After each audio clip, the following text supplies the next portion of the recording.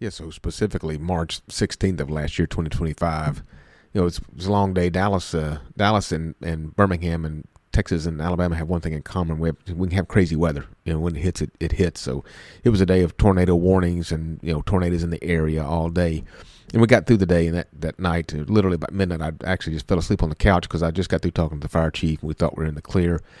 And my phone starts ringing, and get texts start going off, and I'm getting calls from our dispatch center that our new police building that we were building is on fire. And so I'm like, oh my goodness, right? And then patrol sends me some videos, and it's sure enough on fire. What had happened, it got struck by lightning, and the electrical cord had shorted that they left on the roof. The roofers did, and caught the roof on fire.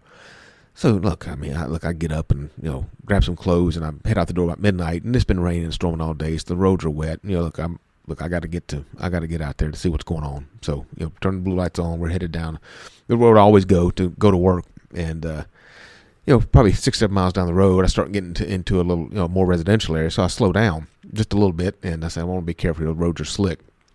Well, I top a little rise, and when I top a rise, there's a ginormous oak tree had fallen across the road, and it had been marked yet. Literally storms had kind of just passed, and I hit that thing head on about 75 miles an hour. And thank goodness I'd slow down because I'd gotten into kind of a residential area. And when I'm telling you, I hit it head on, like you can't see an oak tree, that gray oak tree at night in your headlights, and hit it head on. Felt my Tahoe going to the back, thought I was going to flip. Knocked out to some degree. I don't think it was long. Come back fairly quickly. Sitting in the car, OnStar's going off. Literally there's smoke everywhere. And man, talk about pain. Had some pretty good pain right then. And I thought my car was on fire. Well, I'd only passed, look, it was midnight, right? There was nobody on the roads. I passed one light, and I thought there was a motorcycle coming at me, right, that I saw, because it was one light. It wasn't like headlights. Well, so I'm like, look, man, I may be hurt, but I'm not going to burn up. And I go take my seatbelt off, go to open my door. I can kind of get it halfway when I'm trying to open it with all the limbs. And here a lady run up beside me. She goes, don't move. Don't get out of the car. I'm an ER nurse. I need to stabilize your neck and your back. And I asked her, like, hey, what was my car on fire? And she's like, no, I don't think it's on fire. She goes, just there's a lot of smoke. I'm like, well, is there any flames? No, I don't see any flames. Then two of the guys showed up. I think they were just actually coming through the area to help clear the way from all the storms. And had some chainsaws. So she asked, and they started trying to cut some limbs, and she said, you can't get out. And she said, do you have any towels in your car? I need to stabilize your neck. I said, ma'am, I don't. I said, there's probably some jackets in the back. And of course, all that had flown to the front. And, moments later, she come back. She said, well, let me try to find something. The back window had busted out. A lot of windows had busted out. And she come back, and she found a roll of duct tape in one of my jackets. So she wrapped my neck with my jacket, and she literally duct taped my forehead to my headrest. By that time, some fire department was getting there, police was getting there to kind of help me. Took 30, 45 minutes to get me out of the car. And I never saw the lady because, all the side curtain airbags were all deployed. But I knew, clearly I had duct tape on my head. She had helped me talk to her. I can tell you the way the voice sounds right now. As the incident progresses, I get out of the car, they get me on the stretcher. They get me to the hospital. My back was broken in 3 places, L3, 4, and 5, but my sternum was broke. Went to UAB trauma unit. I tried to talk them out of sending me downtown to the trauma unit. They're like, Chief, you got to go to the trauma unit, based on the accident. So they take me down there. Great people. Look, Dallas it's kind of like Parkway here. UAB trauma is significant. They're some of the best around. So took great care of me. Had to have surgery the next morning, and get through all this. Well, I'd like to find the people that helped me. That's just doing the right thing. So I have the firemen start reaching out, trying to find the ER nurse. Because, most firemen, they go to the ERs all the time. The ambulance crews, rescue crews do. We never could find her. Never, to this day, I hadn't found her. I hope she exists. Never been able to find her. But what's more interesting is some of the firemen who were trying to help me, they had a text message to the officer who worked my wreck. And the text message was like, yeah, and he said, during the chaos of the scene, he said, I turned around to get her information so I would have it, and she was gone. And he said, it's like she just disappeared. And he said, what's even weirder, he's like, there was no other car around for her to have left in. Look, you can be a Christian, you cannot be a Christian, you can have any beliefs you want to, but if you ever believed in guardian angels, I had one, right? And I had one that night, and it saved me. And I'll tell you why, because one of the places that was broken my back was broke so bad, if I'd have got out of the car, they said I'd been paralyzed. That's from the doctor. That's from a neurosurgeon, right? It was the L4 fracture. It was a burst fracture, so it's completely gone. First off, I shouldn't have survived the wreck. You don't go head on with an oak tree at about 75 and don't survive. Second off, I should probably be paralyzed because I was I was getting out of the car. There was no way I was going to, because I thought it was on fire. I'm like, I'm not burning it to death. Clearly had a guardian angel looking over me that day, right? So if you want to talk about purpose and having a different purpose and what you're supposed to do in life, clearly I've got more work to do.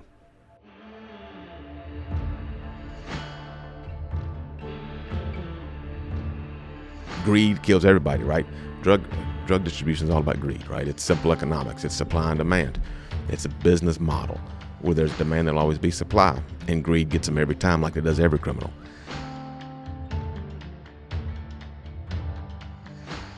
Who shows up?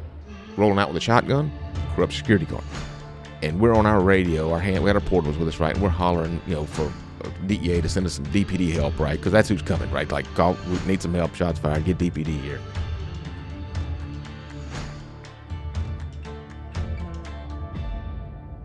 And look, and as we said, you're not always going to make everybody happy. I get it. Not everyone's going to like all your decisions. That's so be it. But you got to look at the man himself, right? As you just said, forget he's a chief. Let's look at Danny Como as Danny Como, the man, the husband, the father, the friend, the brother. And if you look at that and then you put the chief label back on top of him, you got a guy that's going to do just fine if you give him a shot. You're listening to the ATO Bridging the Divide podcast, brought to you by the Assist the Officer Foundation. Since 1999, the ATO has given assistance to the first responder community, and now we want to give them a platform to hear their incredible stories. We also want to hear the stories of the many people that support us. Our community is small, but it is strong. We have differences. We don't always agree, and we all make mistakes. But together we can grow, we can heal. And we can learn from those mistakes. And together we can bridge the divide.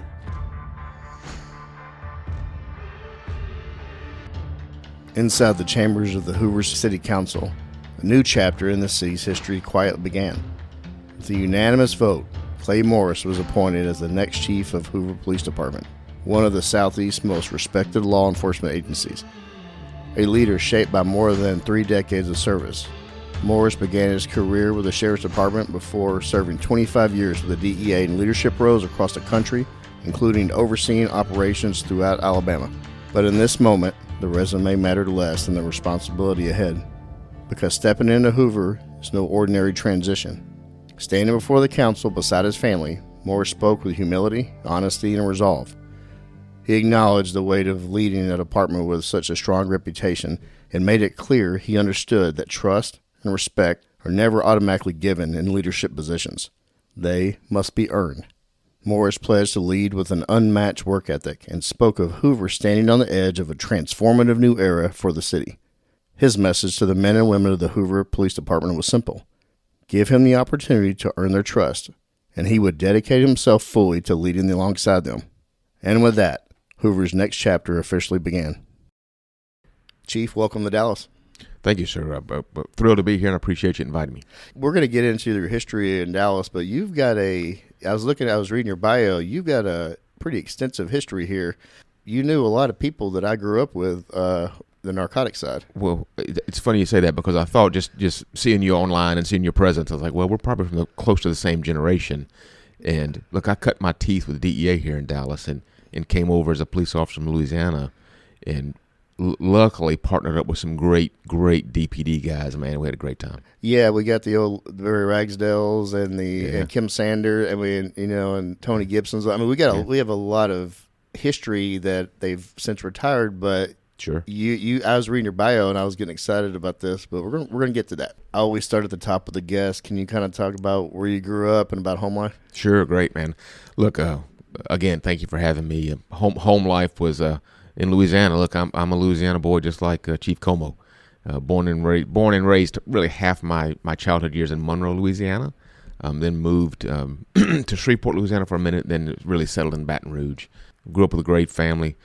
As we've talked a little bit before, and you've seen on my bio, come from a family of public servants, deeply rooted in law enforcement, and always looked up to my dad as he's the hero. He's the person and the example I looked at who made me who I was today. Where did he work? When I was born, he started with Louisiana State Police, Mm-hmm. and then when I was born, he went to the Northeast Louisiana University and started the criminal justice program there. Which was probably very new for all universities. 1970. I mean, Yeah. it was very Right. very new Concept, man. Yeah, concept. He went to the Chicago, to the command staff and college there in Chicago. He taught there for Louisiana State Police. Someone at the university saw him there, hired him, brought him in to start the program. Look, that's where I went to school. I went to school in criminal justice in the program he started. When he started that program, he also started the North Delta Regional Police Academy in Monroe, Louisiana. That's the police academy I went to. So Talk about full circle. No, Wow. it's crazy lineage for sure. What about that badge, and what about that profession that really resonated with you at a young age? Man, it's a great question. My parents, my mom included, she's now up in heaven with the good Lord, and they always taught us to help others. Mm-hmm. Always taught us, whatever you were in public service, always put others before you and help others. And it just resonated. That's all I knew, honestly. It really is a basic thing, though, to do, and that's what we all should strive to do no matter what profession. But it goes back to just being a good person and helping others. It was funny. We can talk about it. I think we'll get to this later, but people think it's hard, right? They think leadership is hard. They think being a police officer is hard, and the concept of the job, no, the job is hard, but the concept of the job is simple, right? Help others. That's what it's about, help others. Yeah, it's not hard. Our world has forgotten that. In my opinion, anybody knows me, I'm a very apolitical person, but I think that there's, especially with the use of social media and online, I think there's so much tribal behavior and people just want to say things to get sound bites or make other sides mad, and both sides are guilty of it, and as opposed to just having a rational, logical conversation and finding out what's best for the aggregate. Sure. Not for yourself. What's funny, I tell people all the time, it's easy to hate from your recliner on your phone, clicking away. Yeah. Real easy to hate. It is, and it's really easy to just attack someone. Sure. You don't realize that everybody you're attacking and everybody that actually is reading your attacks about somebody else, it can infect or affect somebody's life. No, it's sure. I even talked to my officers. I said, look, we can agree to disagree, right? That's okay. Public discourse, we've lost our way. Yes. Like we do not know how to communicate, and just, man, it's not hard. I don't hate you because you have a different opinion of mine. That's okay. We just have a different opinion. I'm not right, and you're not wrong, and you're not wrong, and I'm not right. Well, nobody is ever 100% right or 100% wrong on anything. Ever. You and I are on the same page, and actually one of the reasons starting this show is, I started it in mid-2021 and what was going on nationally, and we were getting over, and a lot of different things, and Bridging the Divide is the title of it, and that was very well thought out. We all got to come together. We all live in the same ecosystem of society. Oh, absolutely. Well, as I said just a few minutes ago, we've lost our way, right? Like, common decency, and as you said, just being kind to people, man, it's not hard. It's truly, truly not hard. I'm not trying to oversimplify it, but if we just stop and take a pause, man, like stop for 5 seconds before you launch that social media post or Facebook post or tweet back, and take a breath, man, and think about who you're influencing. It's a basic fundamental, really. It is kindness.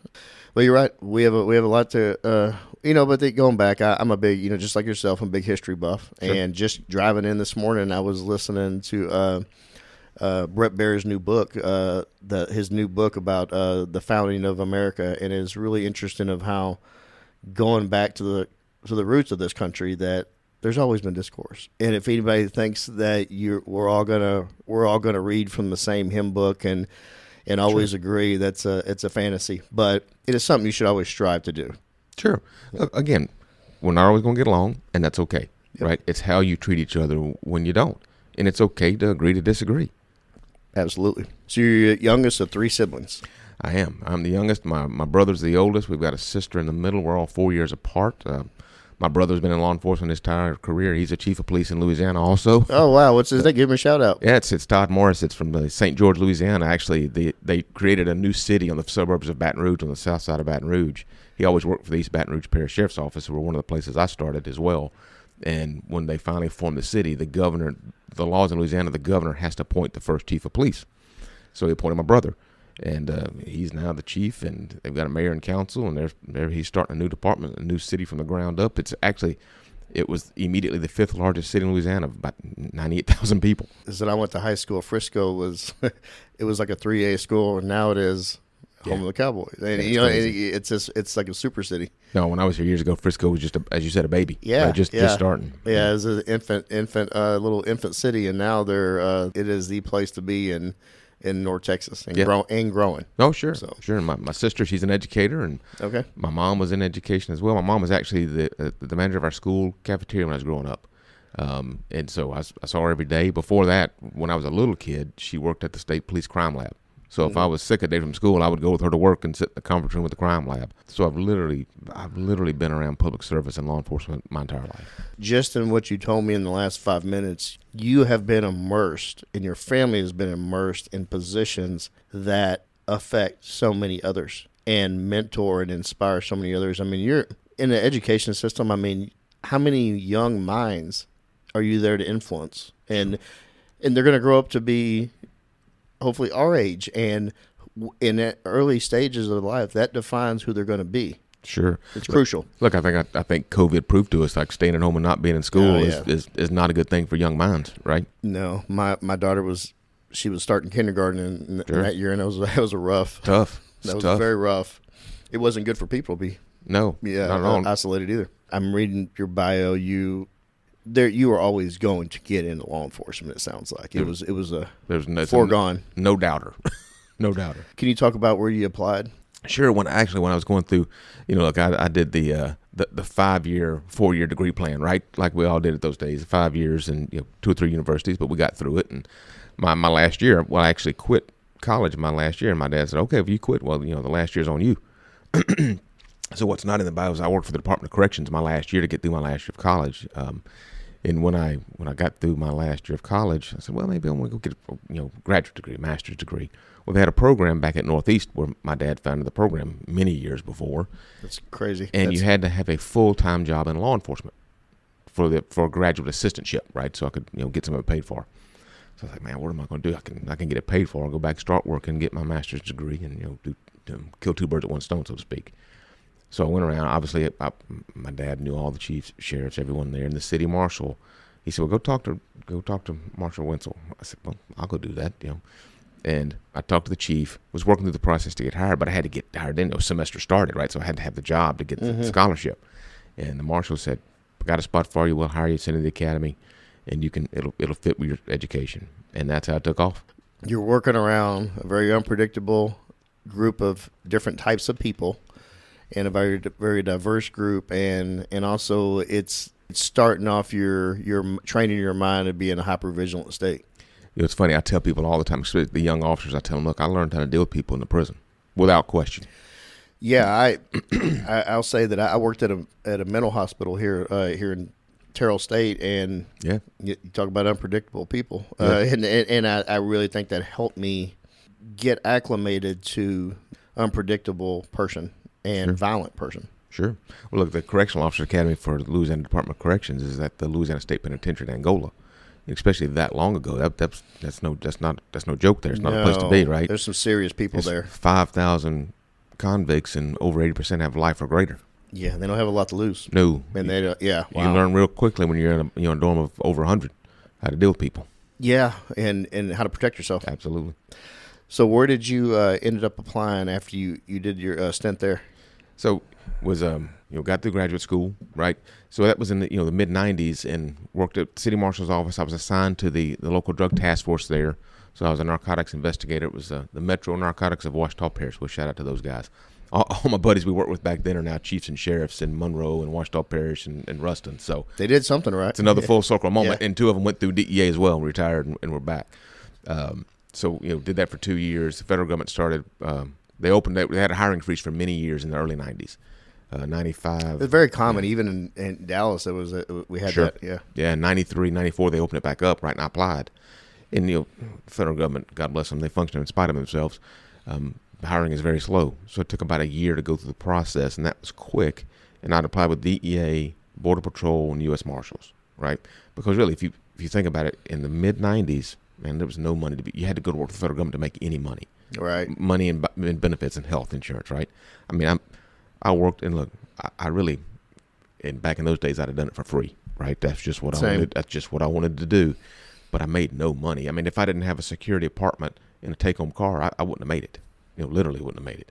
Went through the process with all three, did the Border Patrol thing. You started with the Marshals. DEA got through first, got offered a position, accepted it. Went to the academy. The first week I was at the academy, the Marshals called, offered me a position. I'm like, man, look, y'all are a week too late. Because really, I'd have took either one at the time. And went through the academy there at Quantico, Virginia, out of the Shreveport, Louisiana office. That's where I was hired out of. Okay. And went through the academy. Of course, when I got there, I'm like, man, I got this great job. My salary was ridiculous. First check compared to what I was making, right? And it wasn't really big money even back then. But got to the academy, then the federal government shuts down. I go on a furlough. I'm like, how did I just get this great job and now I'm not getting paid, right? So that lasted for a little bit, and got to the academy, back to Shreveport. My first duty station with the DEA after the academy was Dallas, Texas. Okay. So I moved to Dallas in early 96, January 96. And back then, right, I mean, you didn't have the internet, really. You didn't have it at all. I mean, I got an apartment finder book, right? Yeah, and that's back when you actually had to look up, go to map. There was no internet to Google Maps. Maps go. Yeah, there was map. Well, I cut my teeth on Maps go. Me too. And then after that, the very MapQuest. Remember when you finally got it? Yep. It was MapQuest. Yeah. Maps go was a book. Just for y'all that don't know, it was a book. You know what? It's a very helpful book, though. Oh yeah, and it actually, I still have my old Maps go from the late '90s, and I'm gonna hang on to that. I've got one in my attic, my boxes, man. Like, there's one of these stories that we'll get to it. It's got a pretty funny Maps go portion to it. It's a relic. Yeah. No, it is truly. So I drove here for one weekend, and I didn't know where to go. I mean, I knew Dallas. I'd been here before, Six Flags as a kid. And drove here, literally went to a 7-Eleven, got the apartment guide book that are free. Yeah. And started looking. I said, well, the airport's kind of central. Let me look in that area. And at that point, so you moved to Dallas in 96-ish. Yep. So as far as were you single at that point or? Okay. Yep, I was single. I met my wife here and met her at church here, and we got married 97. Oh, well, really quickly? Fairly quickly, wow, yes. That's great. Yeah, okay. When I got here, got assigned to Dallas the MET team, mobile enforcement team back then. Can you describe that, what that team was, the function was, and just to kind of educate the listener and even myself? Sure, yeah. For my first time was the MET called Mobile Enforcement Team, and it was a project across DEA where we would have agents and we would be assigned to work, really it turned out to be the crack epidemic back then in small rural areas outside of our division, right? Because we were designed to go to areas that couldn't afford or fund proper narcotics enforcement and help them with problems. And there was a process where they had to apply and get approved. And so we were based in Dallas, but we traveled all around, North Texas here. Tyler, Terrell, Greenville. We did one in Fort Worth, actually, and we traveled all the little towns around here. I'm fascinated with this. So it was a mini drug team that went around us all North Texas, because as you know better than I do about how everything's connected here, because we're such a hub here in Texas, and everything comes into Dallas and it spreads out across the country. Yep. So we would work these cases reverse, right? So we would start in the small areas and really street level buys, right? So we were making conspiracies on street level buys, and that was the program. They would wrap everybody up in a conspiracy where there'd be some teeth to the charges. In federal charges, you were still going to do time even back then. On make 3 buys, move to the next one, just like street level narcotics anywhere else, but with a federal twist. But then we would also, sometimes we'd end up with a wiretap if we'd finally work our way back to the source, and all the sources obviously came back to Dallas, right? We went to Paris, Texas, Tyler, East Texas. There was a nexus everywhere. here. Always a nexus back to Dallas. Interesting. Yeah. All the sources apply. When you got to the mid-level and finally up to wholesale, would be back here in Dallas. So I want you to describe a little bit for the listener, because I know a lot of people love these old cop stories, and Sure. And talk about your some of your undercover buys and how you acclimated to that. Sure. Because that is much different from where you started. No, absolutely. Look, and it's funny. In DEA back then, they wanted you, as part of your FTO, right, or FTA. It was their, field training agent. You had to do some undercover. that's kind of a lost art. But so you had to find a case, work some undercover, and we found a case here in Dallas and started buying ecstasy out of some of the clubs, right? What year was that? 96. Okay. Well, it was kind of like when ecstasy was starting to hear about No, it, right? it was new, right? It was like, what is this? MDMA. Designer, Yeah. And so, had an informant, made a couple buys in the clubs here. I won't even tell you which clubs. we can talk about that They're later. probably still selling. They're probably on. They're probably Yeah. still here. A lot of them down off Regal Row. Yeah, you know where I'm at now. I know exactly where you're at. Northwest Highway. So started buying from a girl. End up, as we all do, right? You buy small and you keep adding up, right? Greed kills everybody, right? Drug distribution is all about greed, right? It's simple economics. It's supply and demand. It's a business model where there's demand, there'll always be supply, and greed gets them every time, like it does every criminal. So we worked our way up, buying more and more. And then we arrested her one day, and then then we got her to work for us, right? And she flipped on some people and her sources, and we started doing those sources, and worked our way up through. Back then, it was club drugs was kind of new, right? Club drug scene, and that is a whole different culture than methamphetamine, heroin, crack cocaine. And we worked our way through that undercover, and it was funny. It doesn't matter now. My name was Chad West.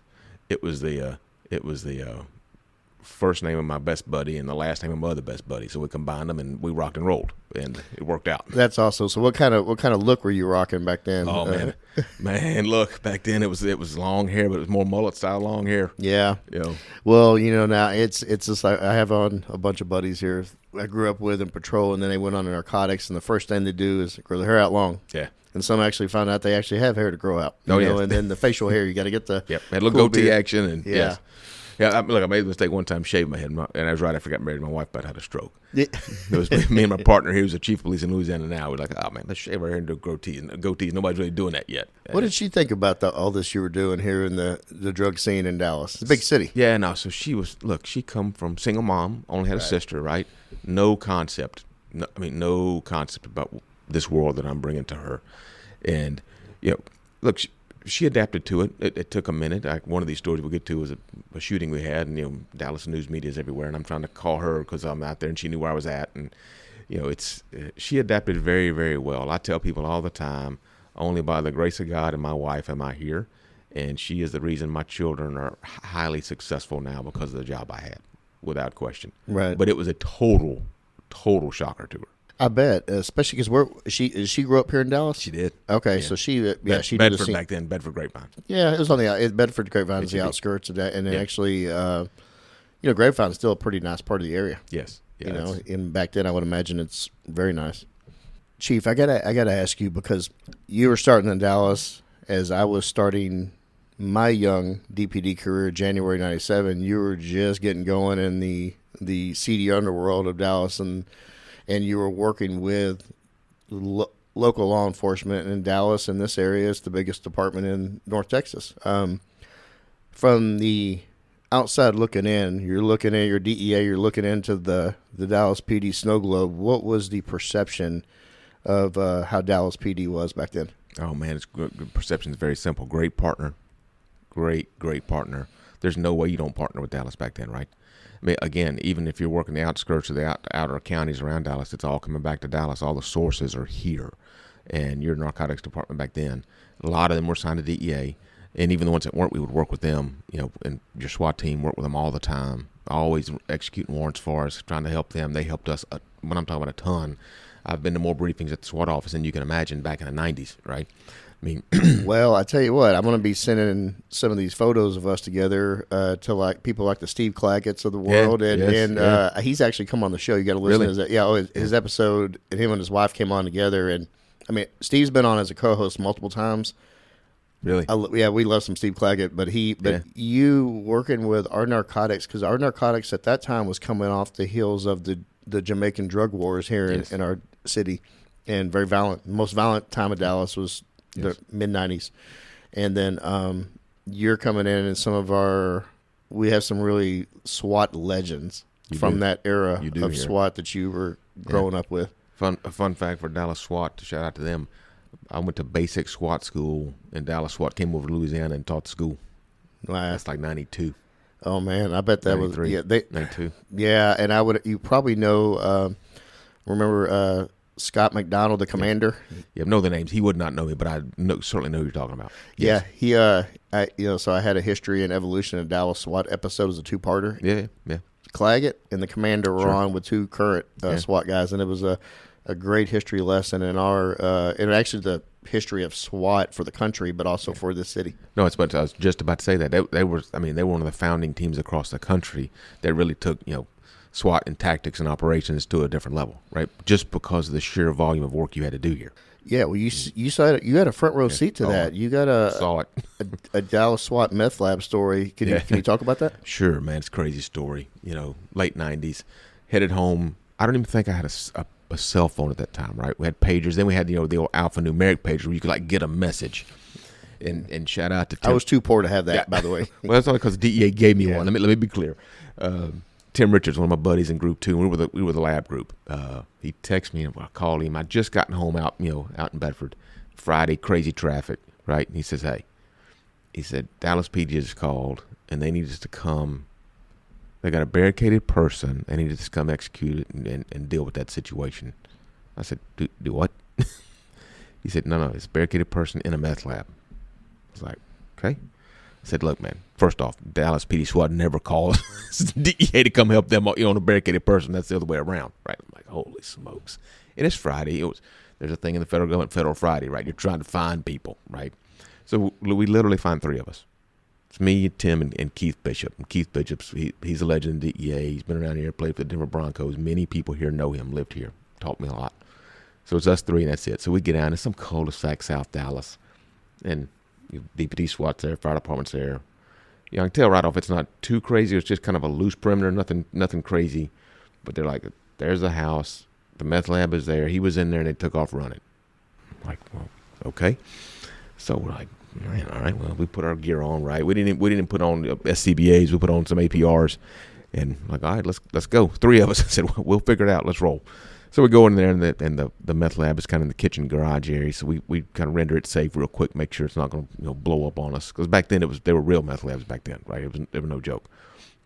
And then we go to three people trying to clear this house of somebody with not one, two guys in there. I'm like, goodness gracious, man. And we're like, if it goes bad, maybe they'll come help us.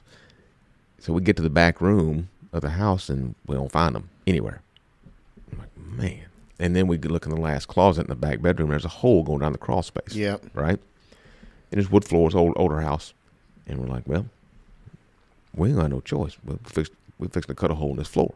I mean, look, back then we didn't care. Like we're gonna find you. We're here. Like we're gonna do what we gotta do to get you. You ain't leaving till you're caught. Yeah, we're not leaving by ourselves here, right? And we knew there was two. So we hold the hole, right? Keith Bishop, who's a giant, goes out, gets the soft fire truck, right? He comes back in, and it's no lights in the back of the house, right? Just dimly lit from the front room. Mm-hmm. He's walking down the hall, and it's like Chainsaw Massacre because he's a giant anyway. He's got all this gear on, mask on, and he's revving the saw up. And I'm like, what are we doing here? What are we doing? You're going to take this out of the foundation. Oh, yeah, no, right? So he gets back there, and he starts cutting that floor, and two hands come flying out of that hole, right? So hopefully they were still attached. Hands. And they were. Okay. Those were, right? Good. So we get down there, and we get him out, take him outside, hand him off. We know there's somebody else in there, and he don't come out. So I'm like, God, what are we going to do here? Cut a hole. And Tim, before DEA, he was an EOD guy in the Navy, right? Like, so he don't care. And he's like, I'm going in. I'm like, you're doing what? And I'm like, he's like, I'm going down there. I said, okay. I mean, it's a crawl space. Like we can't even get a rifle down there, right? So dangerous. No, what? There's no way you don't do that today, right? But we knew we had another guy we had to deal with, figure it out. So me and he goes down. I'm like, well, I can't let my buddy go down there by himself. So I go down there, and we're literally crawling. And like you didn't have, DEA didn't. You didn't have a light on your pistol back then, right? Right. Flashlight pistols, and we crawl the whole thing. We don't see the guy. Can't find him. We come out like he got away. So right, he's not there. Process the lab, get done like 3 a.m. And then we get a call from Cedar Hill. Cedar Hill calls us. Hey, there's a guy at the ER, bad chemical issues. He's here. Well, like that's our guy. So we go back out Saturday morning to the ER, and he was in the crawl space, and we were about 3 feet from him. It was so dusty and dark, couldn't see him. You couldn't see with him. a flashlight, couldn't see him. Missed him. 3 feet. He told us when we got there. crazy story, right? The craziest part is like DPD SWAT doesn't call DEA to come help with a barricaded person in the house, right? That don't happen.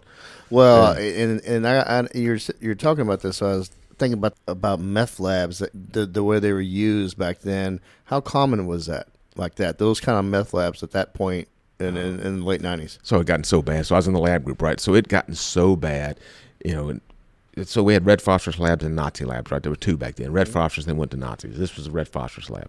So red phosphorus, it's very volatile because if you heat it up too bad, it turns to white phosphorus, right? Or then you go to phosphine gas, but it doesn't blow up then, and that's the problem. Like, you don't survive it if you inhale it.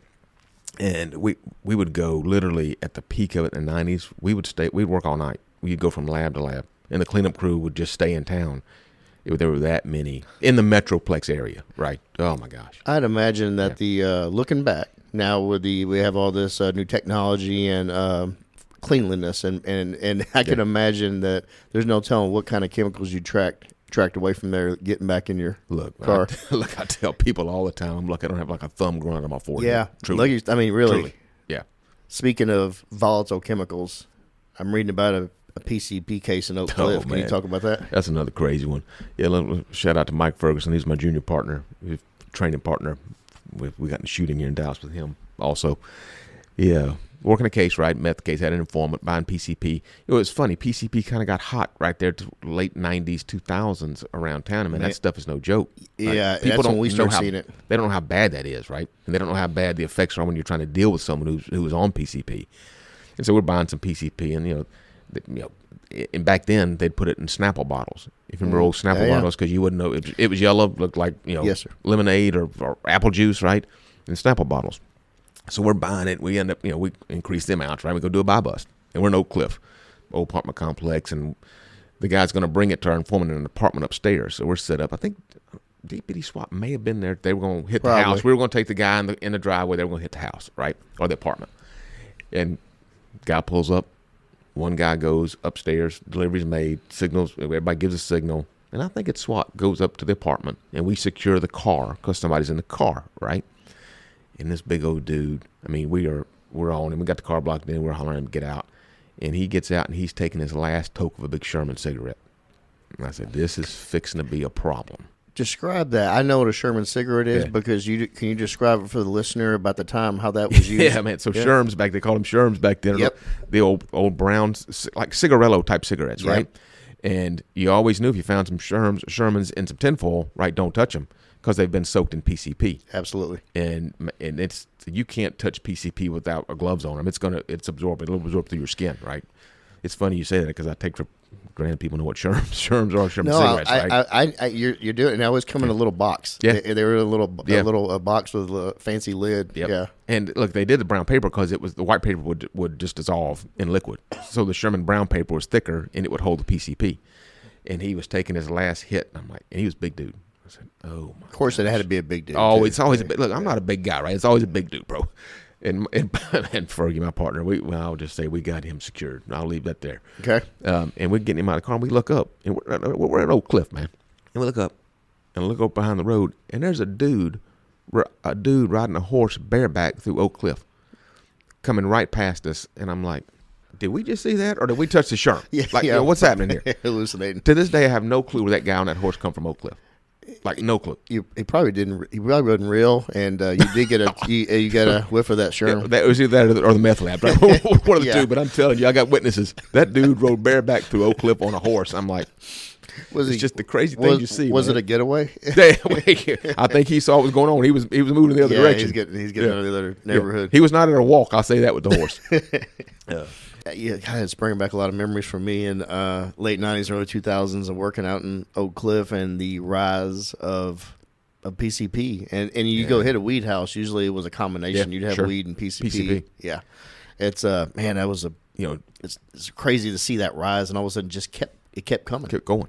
Look, PCP is very volatile too. Forget the effects of the drug on the person, right? The chemical itself is very, very volatile, and it will blow up on you in a second. And the Texas heat, man, is brutal. It's a killer. Can you okay? Just again, we're speaking to many people that never put on the badge and never and actually seen PCP. Can you describe what the smell is, and also the like what the chemical is? Yeah, look. So there's an ether base to it, right? That's not look, that's just the additive, right? It's not the drug. It's not the phencyclidine, but it's ether based, and the smell, man, is golly, it's a pungent chemical smell. When you get it in, you got to get in volume to smell it, right? Is it like nail polish remover? Yes. Kind of like stronger though? Yeah. Very chemical. That's a great example. Nail polish remover, very, very strong. You look, one you'd never, back then you wouldn't open a Snapple bottle that had yellow liquid in it because you knew. But when you open it up, it's significant. We would always actually call our chemist out. It's so volatile. If you had anything over an ounce or two, right? And an ounce or two back then, 16 ounces, that's big money. That's a lot of big money. PCP. I mean, you think about how many cigarettes you can dip in 16 ounces, right?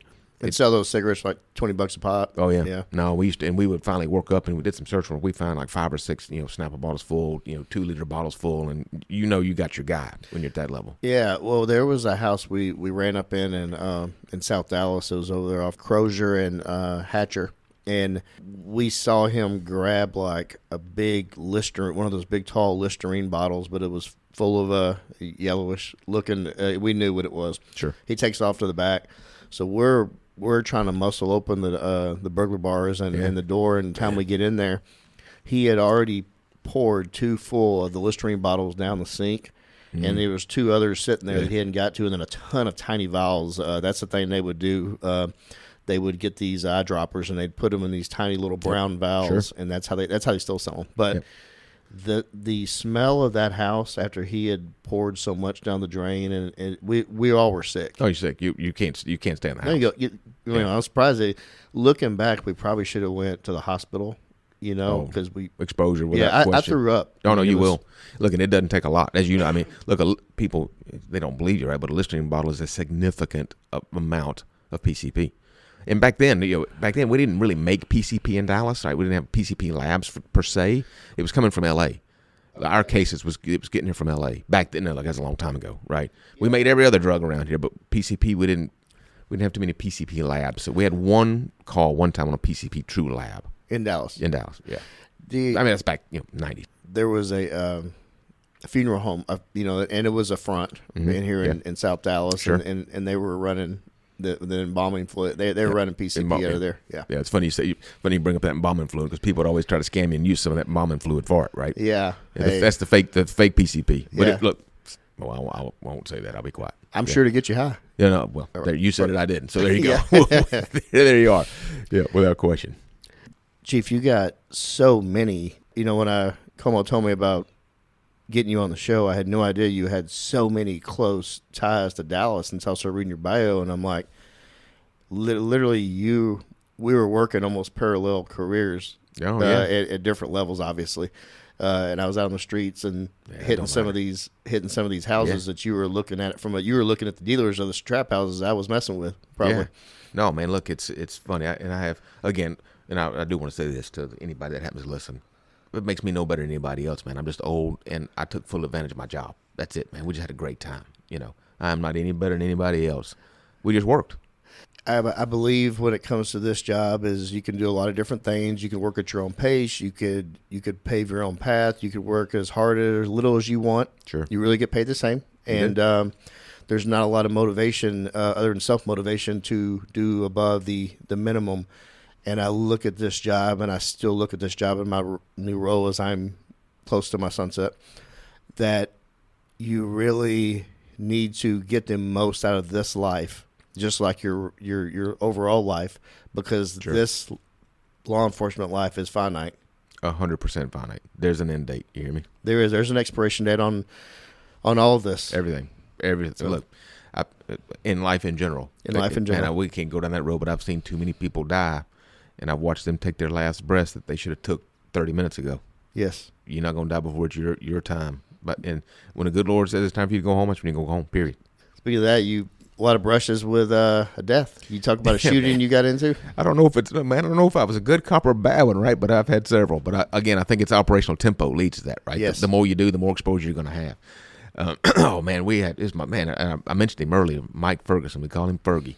I was an FTA and a training agent. He was one of my first, junior agents out of the academy. So man, we're trying to get him neck deep, right? Like we're trying to let's go, my man. And he was fired up. He was a policeman in San Antonio, so he knew what he was doing.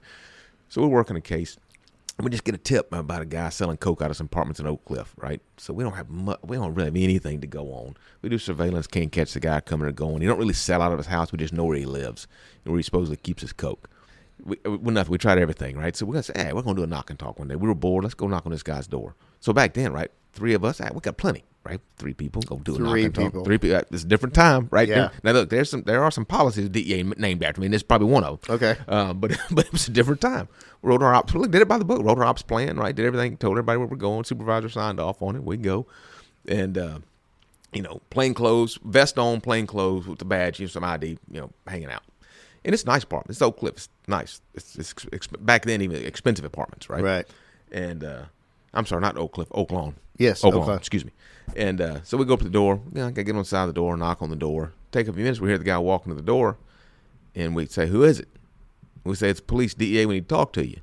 And we put our badge. He said, "Who is it?" We said, "DEA. We want to talk to you." And we put our badge up to the peephole, right? And look, man.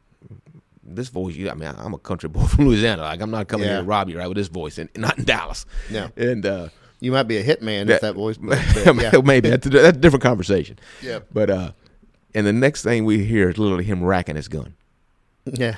And like that's a pucker factor. No, there. Right, like it's on, right. And the next thing we hear and see is the rounds coming through the door, and there's 3 of us, right? So one goes this way. Vic Zorden. He was my other partner. He's a chief of police in Monroe, Louisiana now. He goes one way, and he's pinned in the alcove by the door. It's a breezeway, right? And Fergie, my training agent, we go to the right, and Fergie starts going up the stairs. Some stairs are there, and here they come. You can see the rounds. Every time and everything slows down, right? It's either going to speed up or slow down those things. It's like the Matrix. Right? It's 100% the Matrix. Mm-hmm. And now that we look back on it, you can see those rounds coming through the door, and you can see them, right? They're getting caught on the insulation of the door, and you see them coming. And they're coming from Fergie and I over to Vic, left to right. And so Fergie, he's fresh out of the academy. I'm like, I'm fixing to get my new guy killed. And look, he don't care, right? So he starts shooting back. Like, he ain't like, I'm not going to get shot at, I'm not shooting back. So he starts letting them fly. I'm like, what are we doing here? And, 4 rounds out to us. Fergie shoots about 4 in, and everything's done. And I pull Fergie over the rails of the stairs. Vic is on the other side of the door, like he's pinned. And the rounds were going toward Vic. And Vic played football in college, big man. Like I must have some issue with big agents because I'm always around them. And he literally turns sideways as the rounds are coming to him to try to get thin. And the last one barely passes him, and it quits. And then, but we're separated, right? And he got to come across that door to get to us. So he finally makes a dash. And we're literally, like we had on jackets and stuff, so we're ripping off clothes to see our badges and, our vests with police on them. And halfway to a 3-man perimeter of this apartment, at least it was a corner when we knew only had one. He had 2 ways out, right? He had the patio or the door. So we had that covered. But what we also knew was that we'd heard he had a corrupt security guard that was watching for him. Of course. Who shows up, rolling out with a shotgun? Corrupt security guard. And we're on our radio. We had our portables with us, right? And we're hollering, for DEA to send us some DPD help, right? Because that's who's coming, right? Like, we need some help, shots fired, get DPD here. So we are screaming at the security guard for him to put his shotgun down. And we know that's his guy.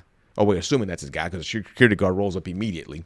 And we talked about MAPSCO a while ago, right? The only thing I could get out to our dispatch was MAPSCO 26Y. That was it. That was probably enough back then, though. I couldn't get the address to save my life. The stress with the monkey was on my back, right? Yeah. But they knew from our ops plan and dispatch, our dispatch, and we got DP there and got it settled. He had coke in there. So did the bad guy get hit? No, he didn't. No. Everybody was clean, right?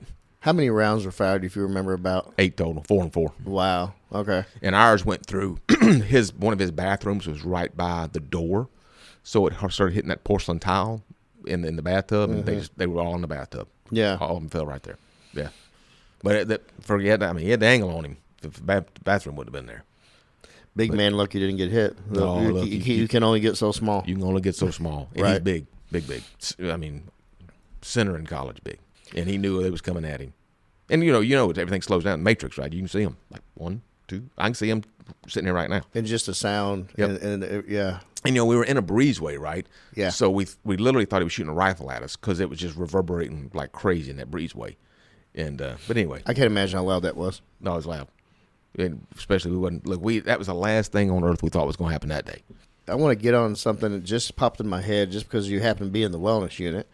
I know how mental health was approached in law enforcement in the late 90s and hell, not just within 10 years ago. Okay. What was going on there as far as addressing, taking care of people?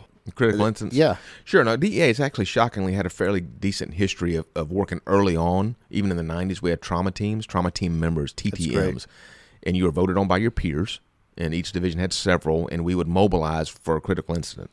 Now, that one they wouldn't mobilize because there was, no harm, no foul, right? Well, physically. yeah. No harm, no foul physically. But we did not. We could have asked for counseling sessions for that. We did not, but it was made available to us back then. I was a trauma team member here in Dallas. Okay. So I understand the program. I was a trauma team member my whole career. So I can appreciate and been in several critical incidents. Yeah, of course. And where we've used it. And if there's an injury or a fatality, you're required to go, right? Even DEA would make your entire group go together, and then you would have individual sessions also. That's good. Yeah, no, they I was ahead of the curve. Look, it's federal government right there, but that's one thing DE does very, very well, and that was very ahead of the curve back then. Well, we talked about it with Margaret Bedoya when she was over that in the trauma team, and Sure. about getting that going. And Yeah. I love and I So you've talked to Margaret? Margaret Yeah. has had her episode. Her and David. I didn't know that. Yeah, got Dave, her. Dave Downing, come on. Hey, okay, you listen. Here's a homework assignment. Listen to Margaret Bedoya and David Downing's episode. They Get out of came here. on. Yeah. Well, look, I got to do better than Dave Downing. Yeah. I mean, come on, you got to keep talking. Well, I'll tell you this. So, and I'll tell you what the bet was. Como bet me something during David's episode, and I'll tell you what the bet was after this is over. After we're off mic. Yep. Phenomenal people. 100%. I mean, so now Dear friends. Dave Downing's a dear friend. wait till you hear his episode. You're gonna love it. You'd be a good ride back to fly back to Alabama. Done. You got so much history here of working with our PD in our city. I love it, but also we also have a lot of. I mean, our department in the city and local sports team, the connection, the nexus. There's also any major city USA. There's also dark history. Can you talk about DEA included? At DEA included, there's nobody immune to it. Sure. We hire from the human pool, and sometimes you always don't get you don't always catch the right fish for the job, sure. and it just happens. But sure. But the high majority, and this is talking about the very minority of every department's history. Can you talk about Club Babalu? Sure. As we talked just briefly before, I was a little concerned about that, right? But I mean, look, the facts are what they are, and it is what it is, right? Even that long ago, right? Because I would never look. I think so highly of the Dallas Police Department. I would never want them to think poorly of it, right? Right. That incident is not representative of the whole at all. No, not at all. But still, that's just truly the esteem I place on your department. I mean, I appreciate it. I cut my teeth here with a lot of your guys, right? It matters to me, and of course, Chief Gomo's here. Yes, sir. That doubles it down. Yeah, man, young agent. I was a trainee agent at the time, just out of the academy. First assignment here. My training agent, it was his case, Calvin. One of my mentors in DEA. He's a law enforcement executive in the area to this day. Got some information about possible corrupt Dallas policemen. Started working the case. Calvin did a lot of undercover work back then, a lot. He was good at it. Got to the point in the case and our information that there was a corrupt Dallas policeman looking to put a hit out on Michael Irvin. Yes. Irvin, excuse me. And that was our investigation. Calvin met in an undercover capacity at a hotel with your officer and was paid a large amount of cash to kill Michael Irvin.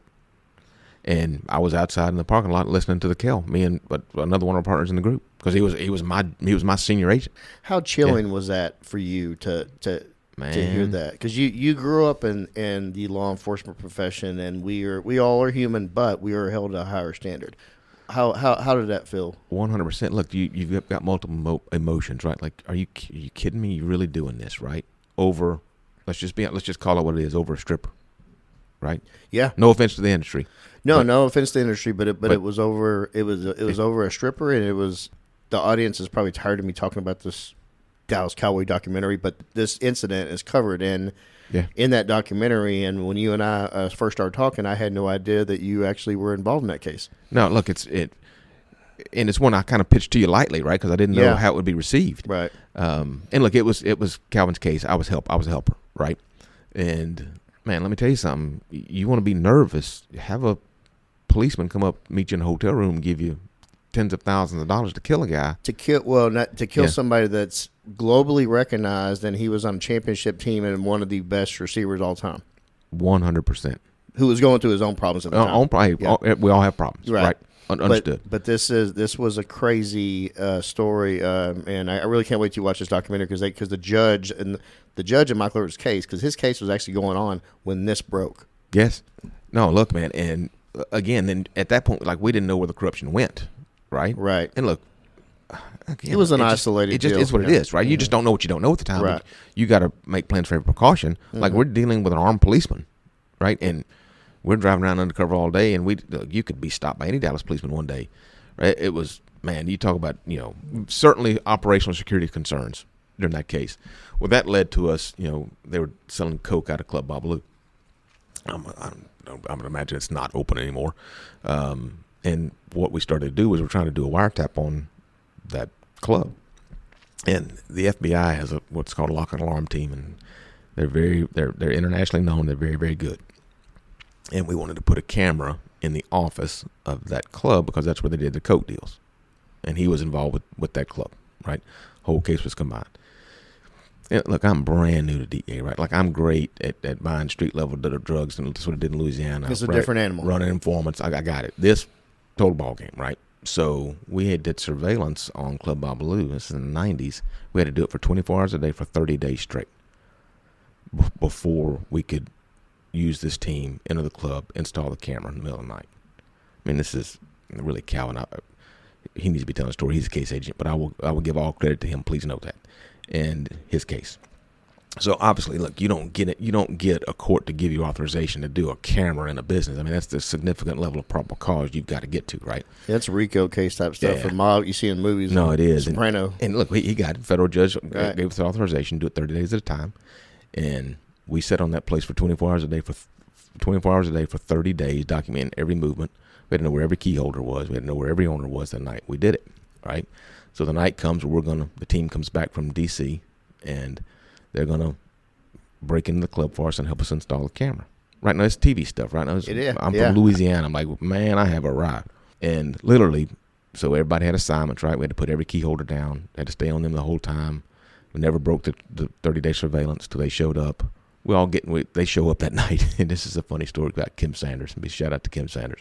We're all standing around there, and there was one light in the alley. We needed to not be there that night, right? And they needed to go away. And the FBI team, and they were squared away. They're like, hey, y'all got like a suppressed weapon or something? Like, we take this light out, and about that time you hear the crack of Kim's 22. And we're like, no. Neutralized. No, but the light's gone. Yeah. They're looking like, what are we doing? Wow. What are we doing? So anyway, we have our positions that night, and I'm at the back of the building, right, in the alley, and there's the FBI guy. They put him in my car, and he's got this little box in the car, and we go up to the back of the old green telephone boxes. Yes, sir. Right? And then you had cable pair and binding posts, right? That's how you knew the phone number. So he hooks his machine up to their number. I said, what are you doing? What is this? And my job was to sit with him until it was done. He said, if they happen to trip the alarm, I'm going to intercept the call. I'm really into some stuff now, right? And he had this little box. And I was like, okay. He hooked up to the phone line, cable pair and binding post. I said, okay. So his job all night, we sat there, and at one point, they tripped a motion sensor they didn't know was in there. And they told us on the radio, just trip the alarm, here it comes. And my guy's like, I got it. And so his little box lights up, and he intercepts the call. And he has a recording. Back then, landlines, people don't even know what that is anymore. Right. This number's no longer associated, no longer active. And he recorded that, and that box answered that call, because an alarm will do it every 30 seconds, right, till it gets through for the rest of the night. He intercepted every call. And like, we were the last ones when they got out, they get the camera in, they get out. So we're the last ones to leave because we're intercepting the alarm call. As soon as it goes off, DPD, possible corruption, is coming. Right. To the club he's associated with. And so like everybody goes, and like we're the last one. He says when I pull these plugs, he said, you take off. He said, we got to get out of here.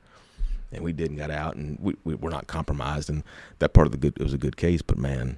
That is a wild case. And I remember our Chief Ben Click, he was our chief at the time. And, you know, and seeing on that documentary that him doing the press conference. And yeah, it was, I mean, there's no agency, state, federal, tiny cities that are as immune to stuff like this. And sure. But it was a high profile deal just because of the people that were involved. It was, you had a Dallas police officer, and then you had a superstar, you know, Hall of Fame receiver. And it was just all a crazy time. But again, it's kind of like welcome to Big D. 100%. I won't go into there's another part of the story I won't go into, but we ended up having to move Calvin for security threats after that. I believe that. Well, yeah, it's just sad, but that's what happened. Yeah. We'll talk offline about that. Listeners would just be jealous. Yeah, they will. No, we'll keep them hanging. Maybe we'll come back later. Yeah, we'll come back. Maybe. Calvin didn't know I'm talking about this. I'm gonna call him as soon as I'm done. It's like, hey man. But anyway, tell him I'll be polite. Hey, you tell him nobody listens to this show anyway. There you go. Gotcha. You know, and you don't have to worry about it. Yeah, you need to have him on. We'll talk offline and tell you who he is. He's local. I would like that. Great dude. I already like him. You just walked us through a ton of pure boots on the ground, hardcore street work. You transitioned to a supervisory role. Sure. Can you talk about how that went for you and how'd you adjust to that? Sure. First supervisory role in Nashville, Tennessee. It actually went from Dallas here to Amarillo, Texas for about 3 years, posted duty, right? Great time out there. Rode a bunch of wires, a lot of meth. Meth hit big then, you know, Mexican meth. What year was that? 2002 to 05. And went out there, posted duty. Great time, me and my partner. And it's a two-man posted duty. We covered 44,000 square miles of the Texas Panhandle. Great time. Man, that's busy. Yeah. So get my first promotion, Nashville, Tennessee. Like, hey, that'd be a great spot, right? I had a young family, so I wanted to promote, right? But I was fairly selective where I wanted to go because I had it good. Loved Texas. I'm like, if I don't get it, so be it. But I'm not dying to promote where I'm just gonna go anywhere, right? Well, yeah. You know, and it worked out. Nashville's a great place. Got the job. Harry Summers was the first guy that gave me a chance. Great man. He's a mentor of mine to this day. He gave me a shot. He was our ASAC over the state, and I had a task force group. Right, that was my first group, which was good. So a task force group in DEA, you have agents and officers, right, from other departments. Yeah, we have them. Yeah. Yes, you do here. That's all I've ever worked in DEA. And quite frankly, task force officers are the lifeblood of DEA. We can't function without them. You just can't. And so task force group 1 in Nashville, and look. I guess your philosophies, well, I know they do, right? So you're trying to set the tone, right, of what you want your group to do. And look, I was young, man. I was 34 years old. I had dudes in there older than me. But I didn't go in there thinking I was knowing everything. I went in there and said, look, here's the kind of cases I'd like to work. Here's what we're going to do. We're going to find the largest dope dealers in here. We're going to attack them, period, in a statement. And got some buy-in. And we were really good at doing Title III intercepts, right? Cell phone wire intercepts, right? That was DEA's bread and butter, and truly still is. They do more intercepts than any domestic law enforcement agency. And I always knew I had to get buy-in from the senior guy. He's a dear friend of mine to this day, Joey Mundy. He was in DEA. You call it your backup supervisor. Your backup. It's like an ASL and SWAT. Yeah. He's your guy. He runs it. He keeps things calm for you if it gets out of hand. And we hit it off great. We both hunters outdoors. Like I had to go to Quantico for leadership training or something before I got to Nashville, and they didn't really know me, so they sent him up there to meet me, right? To hang out with me. So we hung out, we fished some up there, and it worked great. But it's truly my first experience in leading a group of men and women, in the battle, so to speak, and took the operational tempo, established that, and really. Harry Summers, that guy, he gave me 2 principles that I live by to this day, leadership principles. He said, Clay, lead every day and manage only when you have to. And, man, I took that to heart, and it hadn't failed me since, right? And then the second one he told me is, Clay, always promote people smarter than you. Always. And I've done it every time. Now, I'll tell you this from DPD standpoint. That has not been not right now, but that has been the norm in the past in my tenure here, and I really believe to the detriment of a organization. Some leaders won't do that because they don't want anybody outshining them and maybe look at them as a threat. Man, and I think that's really narrow-minded thinking. Look, I totally agree. And look, you got to be a little confident in yourself, right? But they're going to make you look good anyway. And you're the chief. You got the job, right? Or you're the supervisor or the DEA SAC or whoever Right. it is. I mean, you have the job. And if you look, I tell these young officers in Hoover now, I'm like, look, man, I'm the chief here, but I'm the chief resource officer. Like, my job is to get you what you need and get out of your way and let you do your job. Like, people thrive in structure, in order, and some goals. Well, give it to them and let them roll. Right? But look, people are going to make mistakes. That's okay. Like, I've got a saying I've had a long time. Don't make a misdemeanor a felony. Right? We're going to make mistakes. We're going to learn from it. We're going to move on. It's not hard. That doesn't mean sometimes you're going to make a mistake where you got to be held a little accountable. That's a different conversation. But if they know the expectation and they know the goal and they know that you're going to be held accountable, man, it works. It's not rocket science. It works. I got off on a little tangent there, but No, I love it. No, it's a great leadership philosophy, and I completely agree. But you set them up for success 100%. Because as they succeed, you succeed. The at the department top. succeeds. Right. I mean, everybody does. At the end of the day, our consumer is our public, right? Right. It's our citizens, and our job is to keep them safe. So there's no way I'm not going to do everything I can to make that happen. People seem to struggle with, and I have all these magic things in leadership. It's not hard, man. I think it starts with being a good human at core, and then being a cop. Everything else just kind of falls in line because it's derivative of who you are as a person. No, look, it's a great point. Look, I go back. We talked about my family life early on, just for a touch. I mean, my parents they molded me who I am. Literally. That says a lot about them. I mean, that really, and you're very fortunate to have that love and care and guidance. No, look, I'm very, very blessed. Look, we weren't wealthy. Right. Look, let me be clear. I didn't want for anything, but we weren't wealthy by any means. But I had a stable family life. There was order and discipline in my house. Back then, look, you didn't cross your dad back then. Like that did not happen. Or you could try, like, once, right? But I didn't fear my dad on the other side either, right? There's an understanding. It was a level of respect, and I'll tell this about whenever I was out in the streets and we did a lot of wild and crazy crap. I respected the people that I worked for so much that I did not want to put them in a bad position to have to account for my actions. Sure. And my stupidity. And I did not want to embarrass that person because I loved and respected them that much. And I think any leader, they should have that status from their troops that I'm not going to do something so stupid, for one, to embarrass myself, but two, to embarrass this man that takes care of me every day, or man or woman that takes care of me every day, and is going to go to bat for me. Sure. Look, I tell people, again, you have guidelines, you have directions, you have accountability. Everybody knows it is fine, but they also have to know, and you just said it, at the end of the day, you will go to the gates of hell for them, right? And they'll work for you. It's not hard. It's a team. It's a team concept. We all work. We're all in this together. We have levels of authority and seniority and supervision, and that's just how the system is set up. But at the end of the day, it's one team, man. It is one team. It is one team, and a great leader will die on the vine for that troop that 100%. that deserves deserves you go to bat for them. Done it. Yep, I believe it. We just met, and I could already tell that. Look, there's no way. I tell them, I know what I expect of my guys. They know it too. But in order for me to expect that, I got to double down, right? And if I do, it'll be fine, and I will. But I will not allow anyone to bring any discredit or any harm or any false allegation or anything to any of my officers. Like, hard stop. Period. That's my job. We're enjoying great leadership right now with one of your good friends. You know, I think the listener might, Danny Como. I think they might know him by now. They might know him a little bit. We're working on it. We're working on his image here. If I see another picture of him on that horse, I'm just telling you.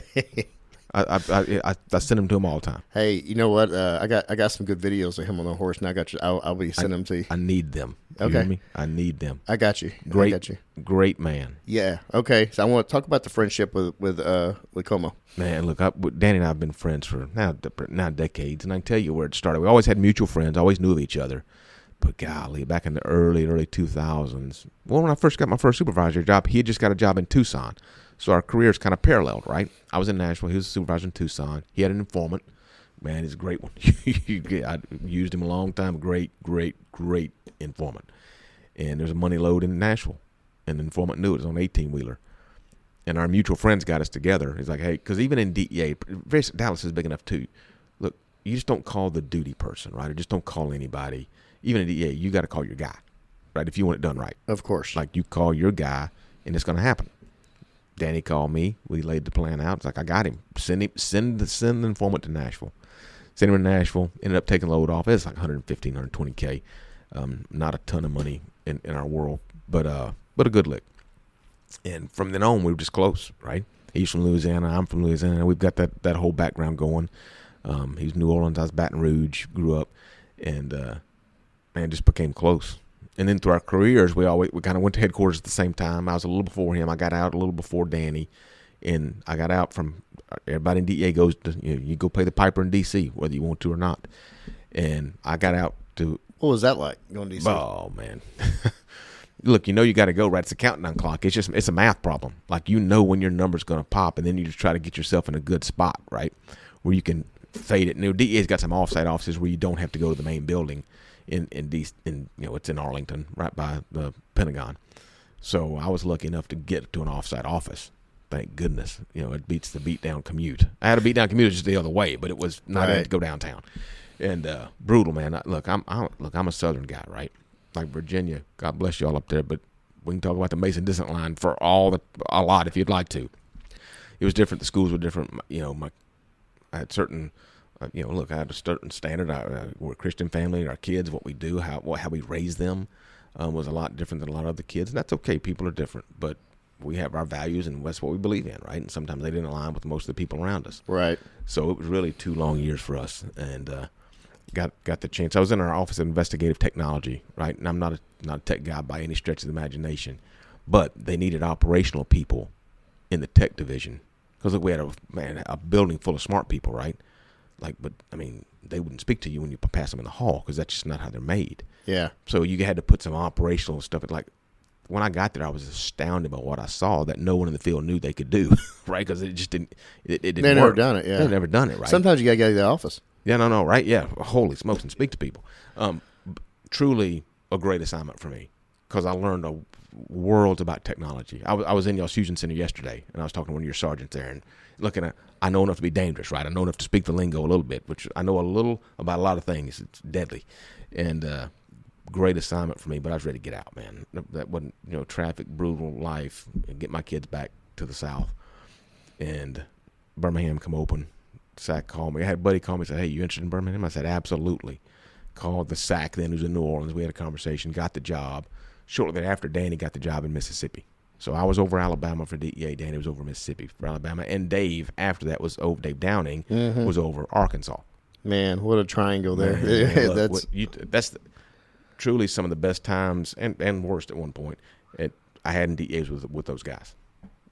Literally, because we're all very operational minded, operationally focused. Oh, right? yeah. Like, let's get after it. That's what Como's brought here. I mean, it's we got more operations in a short amount of time. Yeah. They're putting, but his bottom line is put bad people in jail because you put bad people in jail, it at least gives that part of town some reprieve from those bad people. Absolutely. Look, as we all know, there's a small subset that keeps repeating all the crimes. Like, of course, it's funny. I told Hoover, I tell everybody, look, attack crime.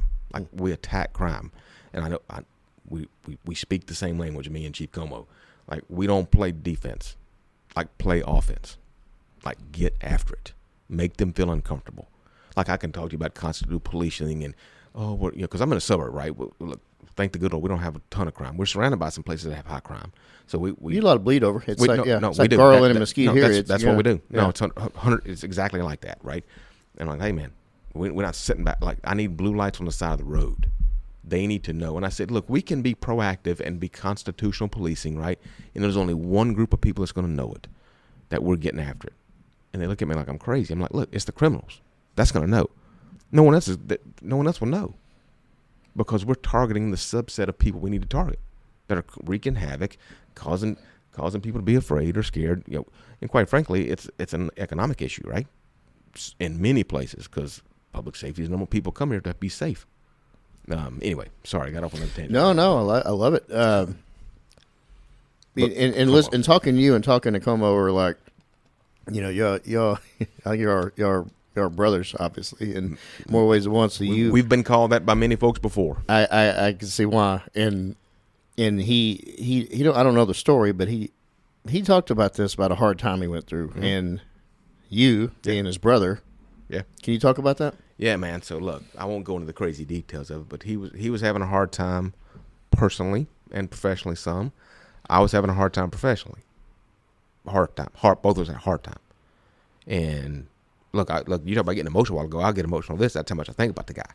I mean, we talk to each other every day for over a year, and didn't skip a beat. I mean, back then your phone would pop up like your favorites, like on by how many people you talk to, right? And I was on top of his, and he was on top of mine. But that's what you do. I mean, that's my guy. I wouldn't have made it through that time without him. Period. It doesn't sound like he would have made it through that time without you. I would tend to think not. Look, I'm not going to be arrogant and say I did, but I would tend to think not. That's how much I care about him. And I know very specifically what he was going through. I mean, he knows about my children. I know about his children. Blake just graduated law school. I used to listen to Blake's football games, and I'd watch him on the internet on Friday nights. Because Danny just got to L.A., and sometimes he couldn't get back, and I would be texting him through the games watching Blake. I mean, that's what friends do. That's what brothers do. 100%. Even better. Yes. I can see how much this means to you, and how much he means to you, how much his family means to you. Him telling me that you got him through some of his hardest times, how much is that? That means the world. Means the world. Means everything to me. When I'm telling you hard times. So, like, my kids know. Like, if I'm on the phone, they're like, "You talking to Danny?" Yeah, especially back then. Right now, they're out of the house now, but look, they know Danny. I tell you what, Danny. So, you had your officers killed in 2016, right? Yeah. We had them killed. Baton Rouge is my home. Worked for East Baton Rouge Sheriff's Office. My brother retired from there. Same thing happened there a few days later, right? Absolutely. Well, right after, we can talk about that, but right after that is historic floods hit Baton Rouge. Yes, that's right. And my brother, he was the chief operations kind of for the Sheriff's Office, number 3 guy there, East Baton Rouge Parish. And that's a big department. Louisiana, it's the second largest Sheriff's Office in Louisiana. And he went from, running all the rescue operations, rescuing people from flooded homes, to him having to get rescued from his house finally. Right? Finally. It was the last one. He lives in a 1,000-year floodplain, and his house flooded. That's how bad it was. Oh, wow. Right? And house flooded. And that wasn't bad, but it doesn't matter. 2 inches or 5 feet, it's the same problem, with your house. If it gets in there, that's a wrap.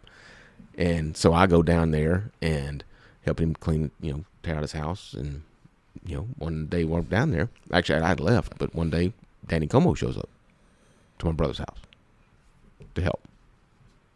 I mean, that's just what, like you said, that's what brothers do. He come to my brother's house. Didn't have to. He was in Mississippi at the time. But he went down there helping out. Everybody mobilized to help, even the DEA. But he showed up at my brother's house. I'm a big believer, and part of this doing this show is you can call it whatever you want, humanizing the badge, and bridging divides, or whatever you want to call it. I like to highlight good human beings that people never see. Sure. You've been in a position to see. Y'all are both highly successful at your jobs, obviously, and your personal lives, and you're at the top of your games.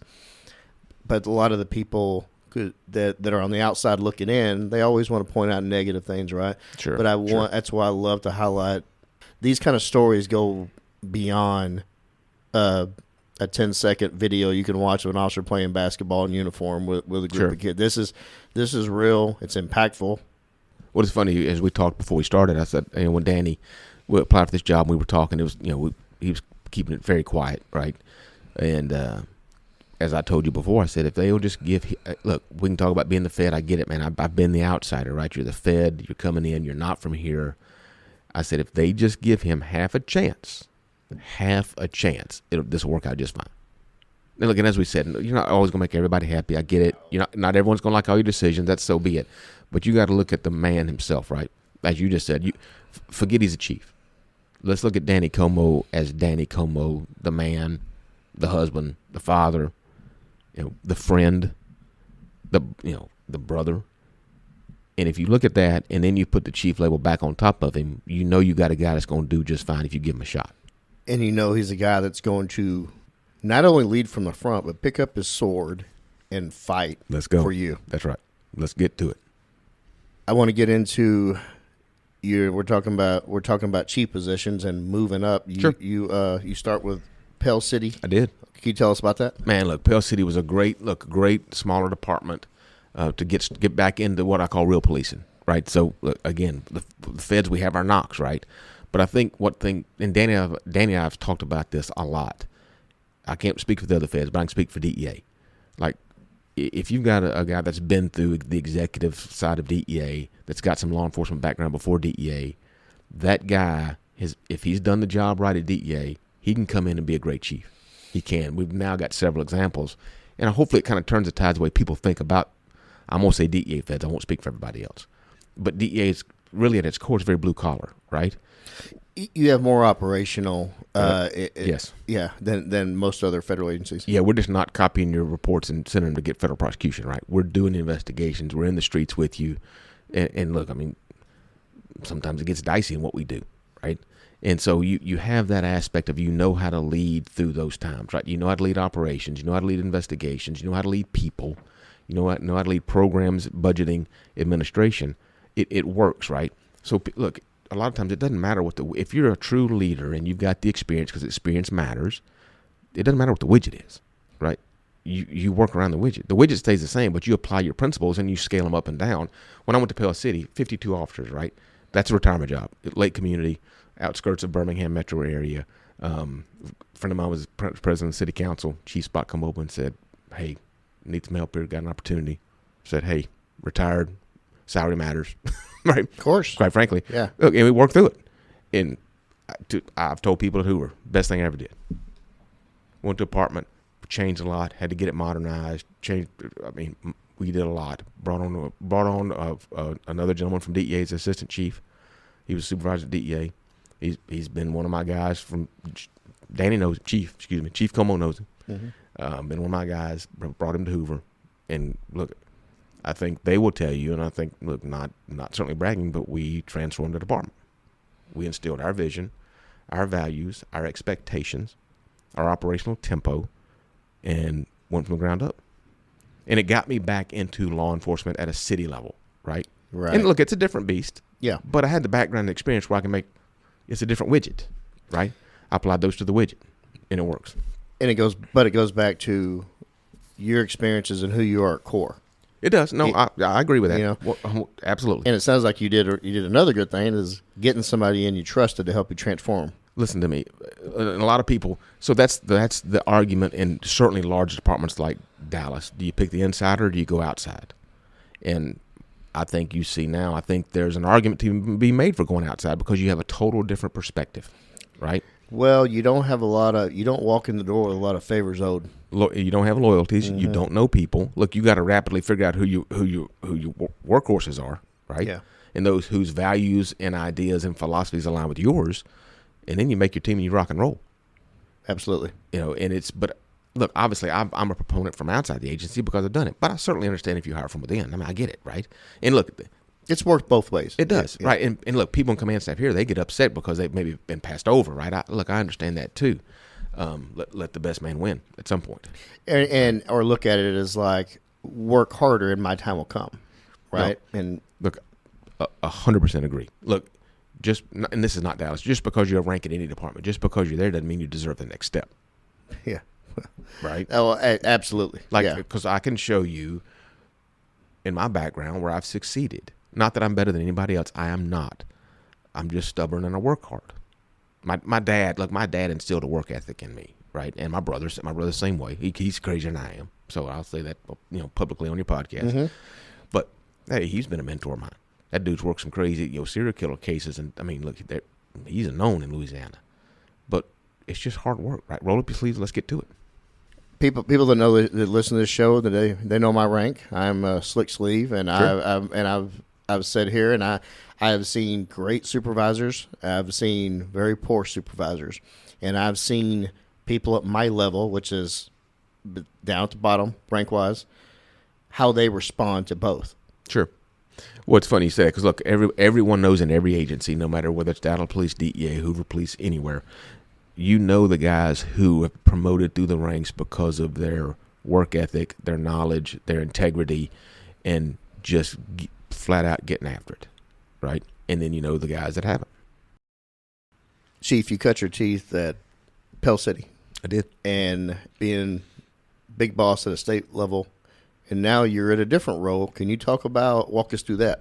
Sure.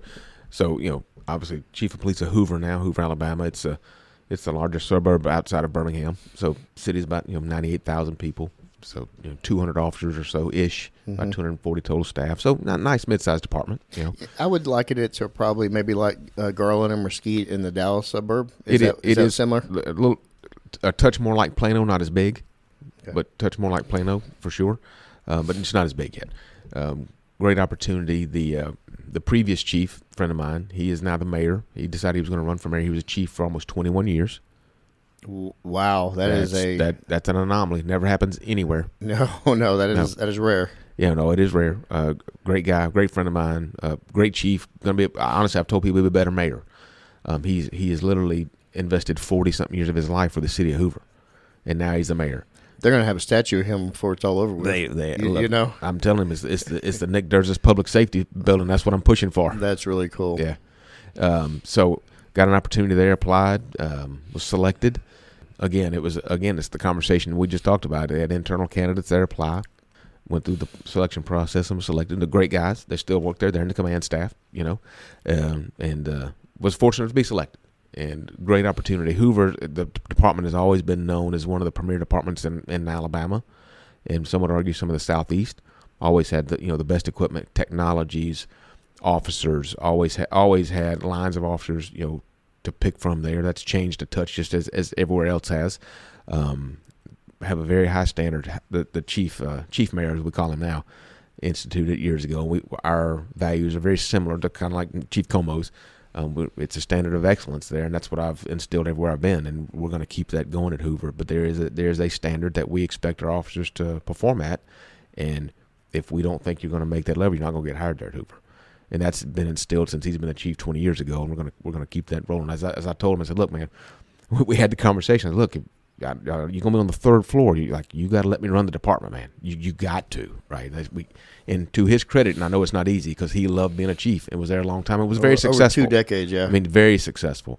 And to his credit, he's allowed me to do that, to his credit. Because I've made some changes he didn't necessarily like, but he was fine with it. And it was minor, very minor stuff, like something we did on the new patrol cars. But he said, your choice, roll with it, So he's been very, very supportive. He'll be very good for the department. The department went under some hard times in the previous administration, just with truly defunding. Yeah. Lack of support, lack of equipment, vehicles. We're behind. We rapidly caught up in the last 4 or 5 months with Chief Mayor, and we're actually when I go home, literally next week we start on next year's budget. It's budget prep time, and we've got the list, and he's aware of our needs, and he'll be supportive. It's a good spot. Great spot. Great department. Well, yeah. If you got somebody that ran a department for over 2 decades, and now they're the mayor of that city. I mean, that is a great recipe for continuing and progressing a department in a city. Sure. It's funny. That's what I told him. I said, look, I'm not here to change what you're done. I'm here to build on it. Right. I said, I'm fixing to put jet fuel on it. We're fixing to get after it. I love that. And look, it's Hoover. Look, it's no credit to mine. I am blessed to have the job. They have always been known as one of the best. And look, that's on the flip side of that, you got to keep it going that way, right? From my the pressures of the job, so to speak, but great personnel, great. What I'm telling you, high quality candidates and officers, high quality officers that are there.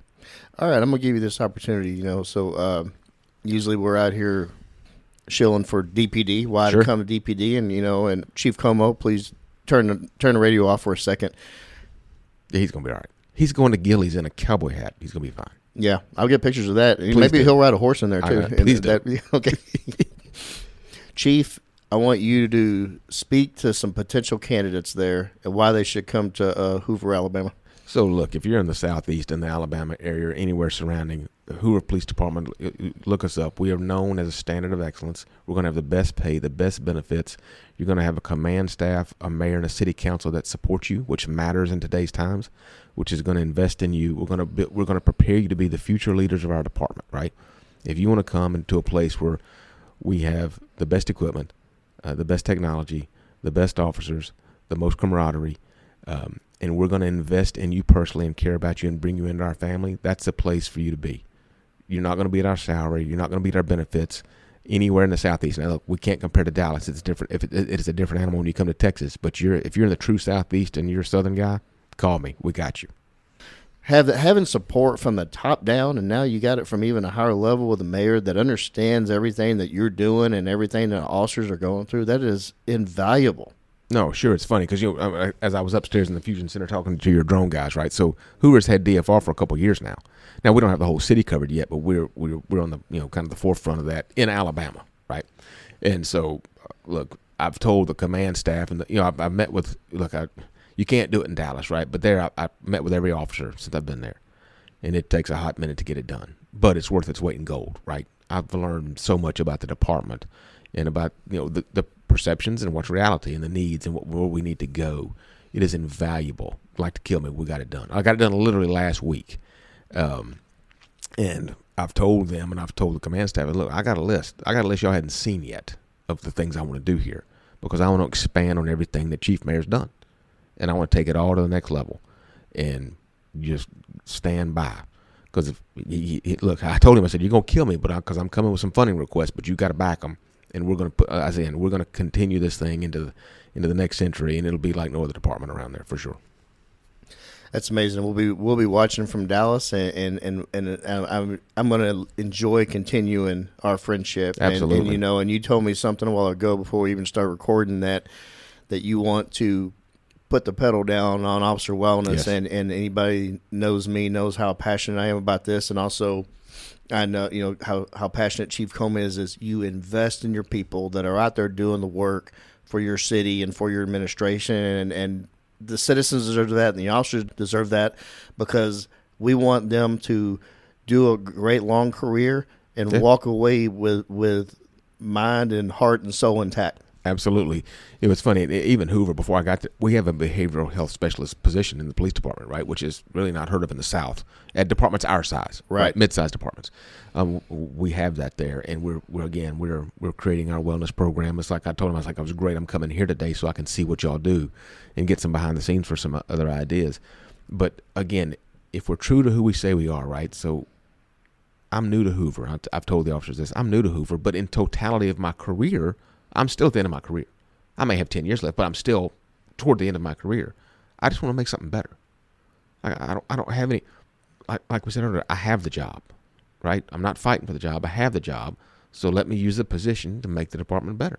Make it build on the foundation the Chief Mayor started. And man, I like jet fuel. Like, let's go. Look, I tell people all the time it's a curse, right? Because I move at a different pace. I move at a fast pace, like my hair's on fire constantly. It is a curse, but it's how I'm wired. I can't not be busy. Like, let's get to it. You wouldn't have it the other way, it doesn't sound like. No, I can't. My wife, she'd tell you in a second. I'm my own worst enemy. Well, speaking of that, behind every successful man or woman, sure, there is a home life, and there is support. They're at home, and that grounds you. Yeah. Can you talk about your family real quick? Yeah, man, I'm glad. Look, I was going to ask you to do that. I appreciate the opportunity. So, yeah, great. Look, my wife is Bridget. We'll be married, 29 years this year. Met her here in Dallas. Married 29 years. She is literally the reason of my success, right?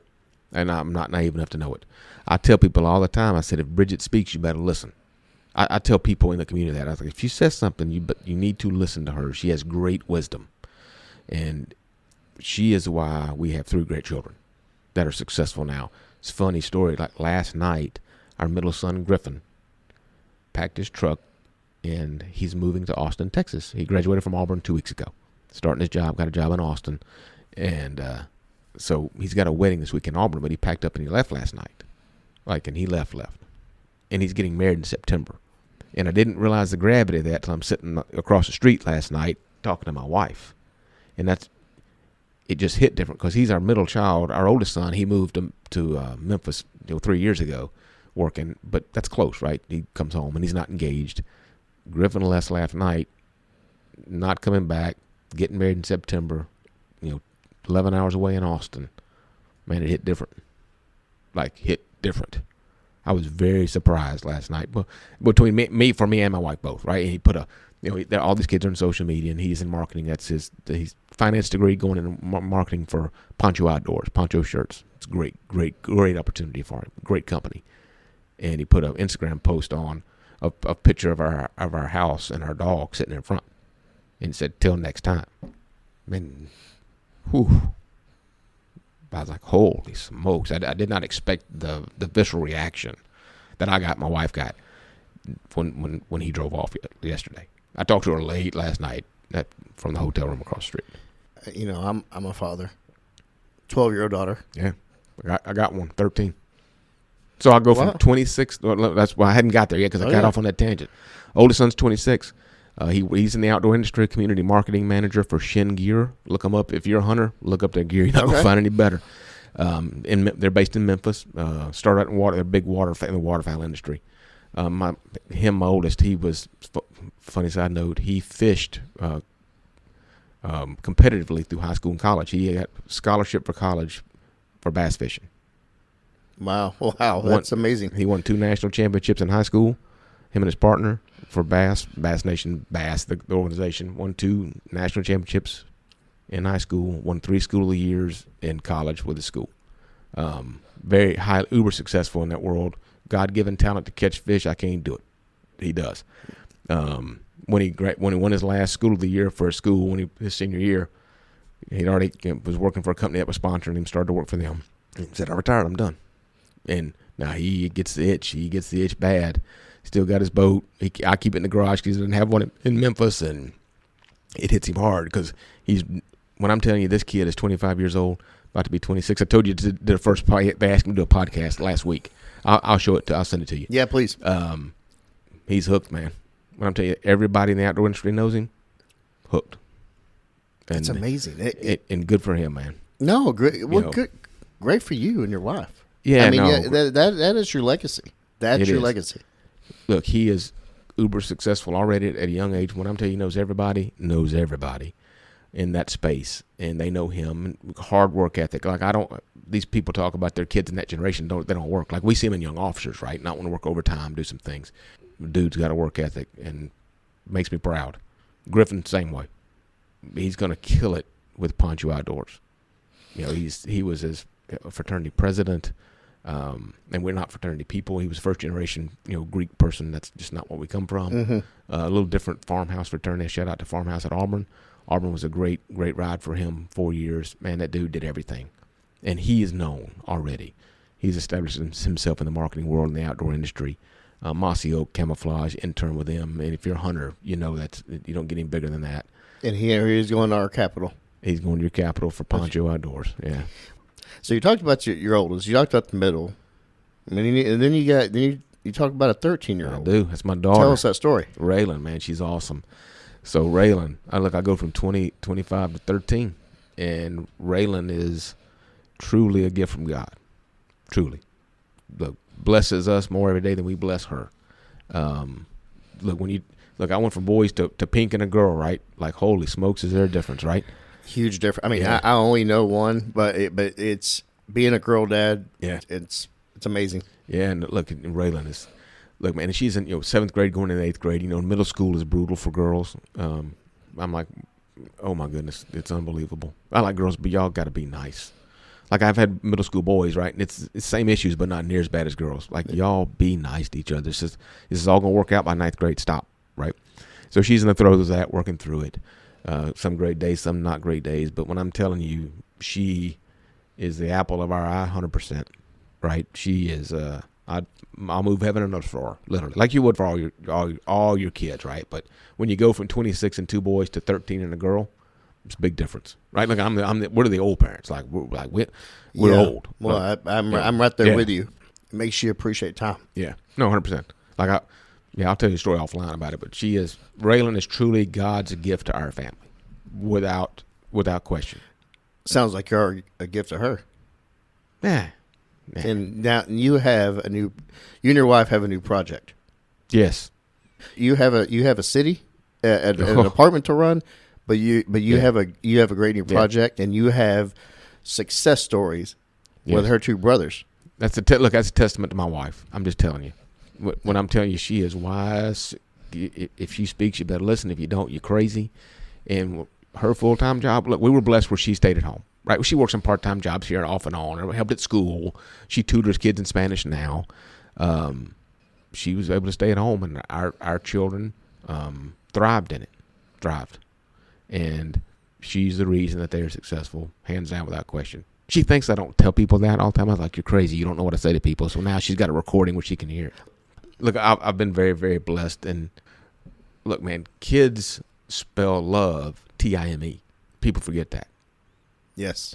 And I'm glad you said that, because in this profession, whether it's DPD or it's DEA or it's Hoover PD, it takes time away, but you have to be so intentional.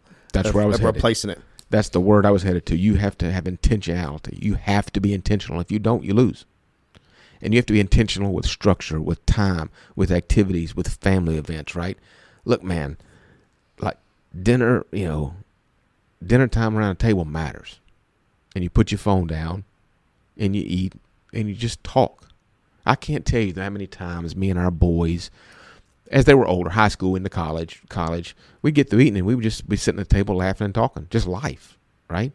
Those times, one, are invaluable as a parent, and two, it's invaluable in how you raise your children and how they're going to raise their children. I mean, we're in the industry, right? We see failed families, and we see generational failed families.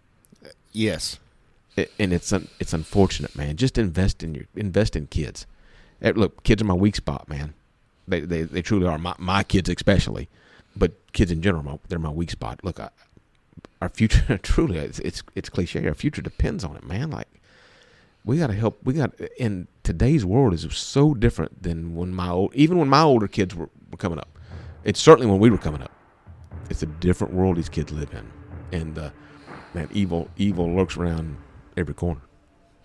We're the guardians of our future, and our kids are our future, and we're planting trees that we won't see the shade of. Yep, without question. We need to take care of those. Absolutely.